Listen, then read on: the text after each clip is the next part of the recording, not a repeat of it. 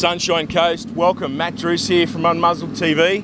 And we're here today with Elahai Priest. Elahai, thanks for meeting with us. It's a pleasure, Matt. So look, today's interview is a bit of a feel-good piece. So while we like running around and, unmuzzling a few things that we think you know or you need to know from, a community perspective, today we're here to talk to Elahai about an amazing adventure that he's about to go on. That'd be a great explanation of it, El. Yeah, it is an adventure. We were just talking a little bit earlier.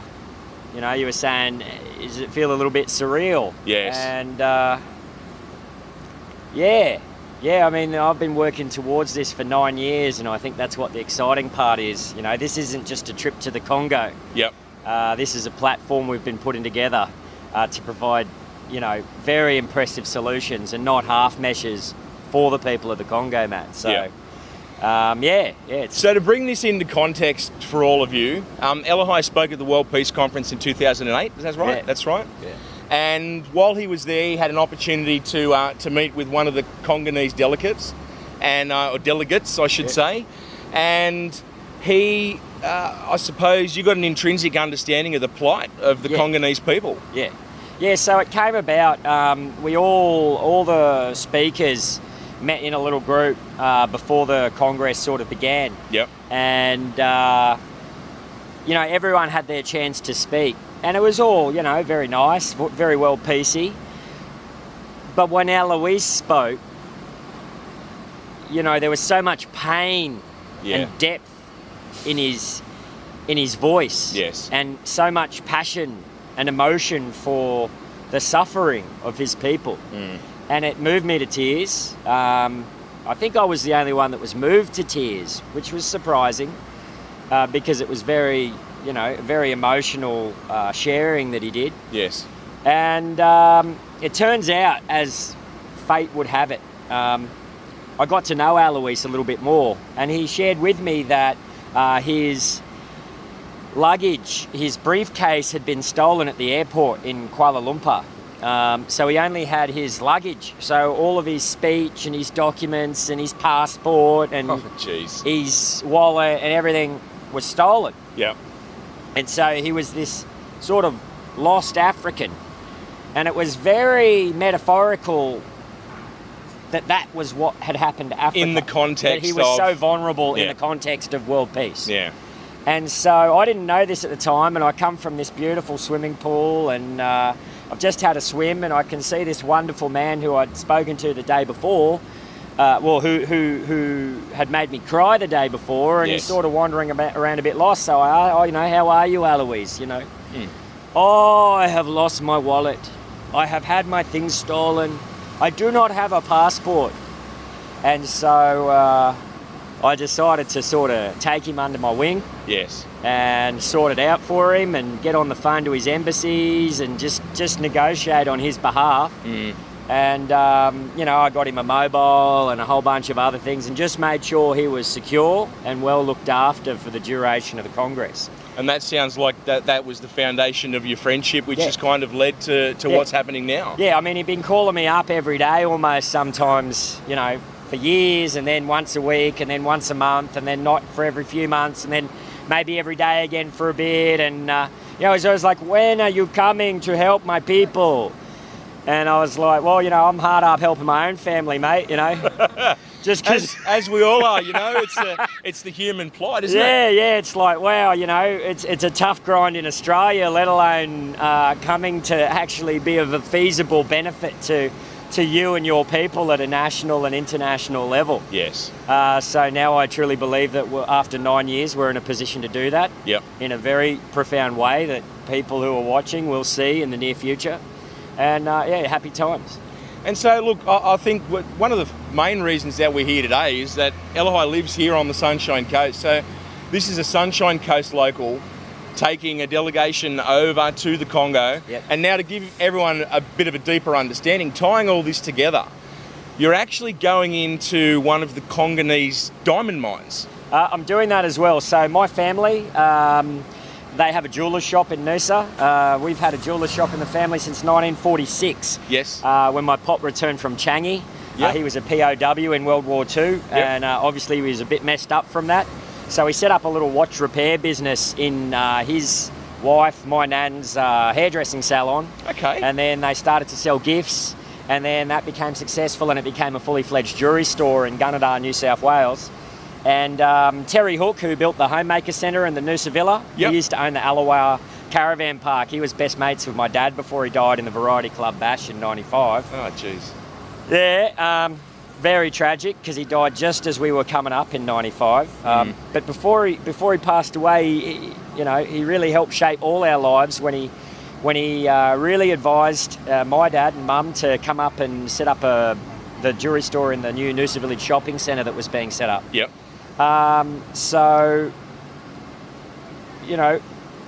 That's a bit of jewellery's an been in the family, yeah. Yeah, and so obviously from a humanitarian perspective, you're going to film what's happening in these diamond mines and kind of, I suppose... Kind of. It's twofold. We know that fair trade isn't great in Africa. Yeah. You can't blame the Africans. Blame the IMF, blame the world bankers, blame the elite families who run the banks. Yes. They control supply and they control trade and they monopolise Africa because they realise it's very powerful. Yes. And the way they control geopolitics is in that regard. Okay. So in terms of the jewellery side of it, yes, totally. Strictly from a jewellery perspective, I'm keen to get some rough diamonds, to bring them to the Sunshine Coast, and to look after the people in Africa while we're doing that, no doubt, and to cut them into beautiful stones. And cutting that out the people can middleman. wear, cutting out the middleman, and we know where we've gotten the stones, and we are providing a direct benefit to those people out there. So I can tell, hand on my heart, that this stone is sourced ethically from origin, and we're producing, we're having all of the Kimberley certificates to ensure 100% that these diamonds are conflict free. And this is completely unique. There's no one else in Australia or, around the world Not in this capacity. Sure, there's different interests over there. You've got the Russians, probably a few Chinese outfits and whatnot. Yep. But those relationships are very tied up and very old. Yep. So in terms of the West... Interviews in the street, mate. Yeah, That's the nature of it. Council workers working hard over here, clearing the streets. Got to do it. That's it. Yeah. So it's twofold. In order to make any difference, Yeah. you need real financial impact. We might just wait for that. Yeah. He's doing a good job. He is. He's heading back the other way. He's doing a good job. Beautiful. Good on him.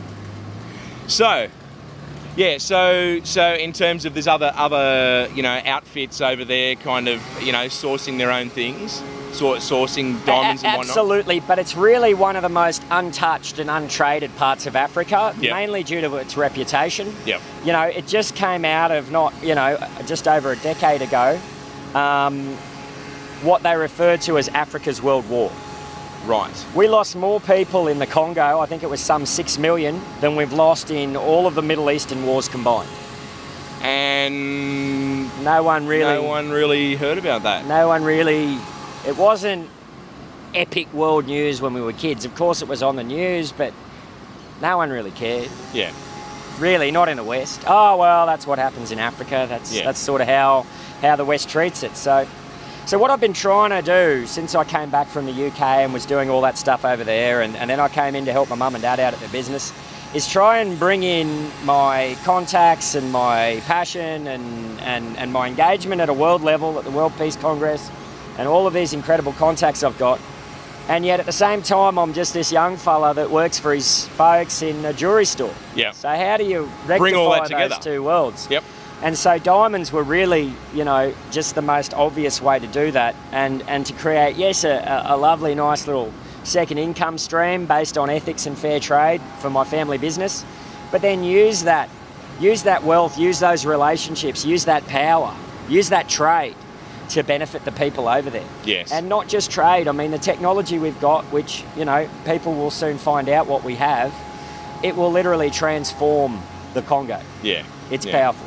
And look, I suppose to kind of tie all this together, to have, and you know, as I was saying before, this must be surreal to have started on this humanitarian journey and to be ending up in a place where not only can you, I suppose, do something, you know, kind of linked to the family business, but you can actually get in there, get into the Congo, see the plight of these people, meet with the gentleman that you know you formed this relationship with at the World Peace Conference, and you're taking cameras and that kind of thing in. So we look forward to kind of bringing you this story of the depth and breadth of the Congolese people's plight and Elahai's journey over into that region. You know, when you come back. So when are you leaving? You're leaving? I'm leaving tomorrow.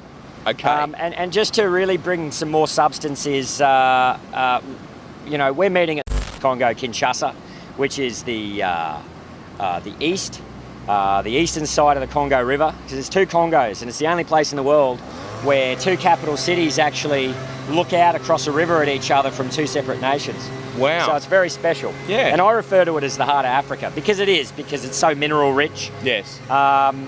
And it can become the real pumping heart of trade in Africa. Yes. And so from that, from those negotiations and delegations, we're catching a ferry over to Brazzaville, and I'm meeting the Prime Minister and the Secretary General. I've already contacted directly after inviting me to put the delegation forward.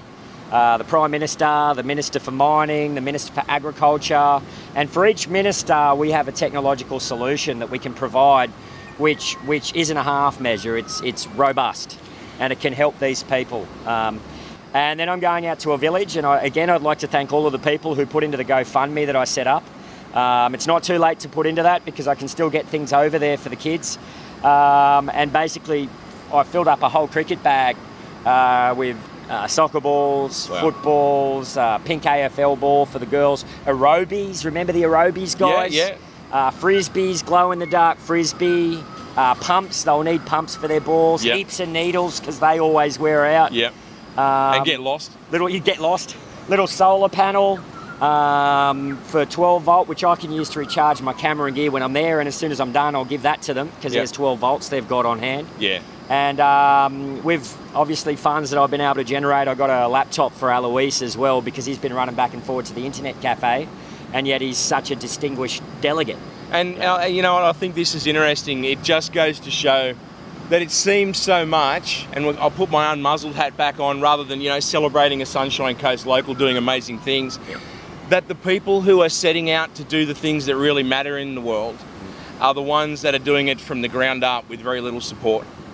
So, look, El, absolute pleasure to have you here. Pleasure. Good luck. Thanks, on Matty. your adventure. Yeah. We look forward to interviewing El when he gets back and uncovering or unmuzzling a little bit more of the nuts and bolts behind this, and where El is looking to, you know, take his initiatives and his projects into the future when he gets back from the Congo. Absolutely. El, cheers. Pleasure, Thank Matt. you. Thanks, guys.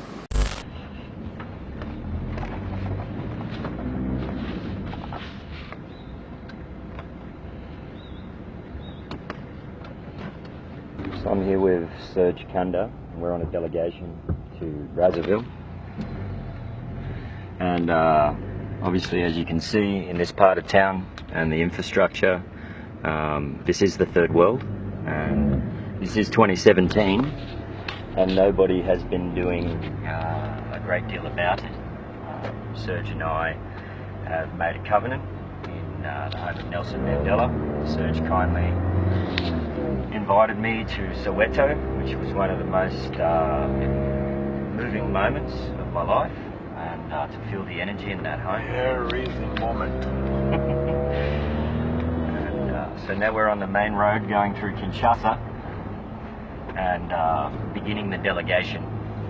And so we'll be meeting with ministers from Brazzaville on Monday and beginning humanitarian projects for specifically focusing on electricity supply, and then from there growing our projects into a large-scale cityscape infrastructure rebuild. And we certainly do have the economic leverage and expertise to be able to do that. and it's a very exciting time. Serge and I are both very happy to finally be getting going on the work, and we'll be reporting throughout the day and throughout the week that we will be conducting these delegations. Anything to say, bro? Welcome. Let's begin.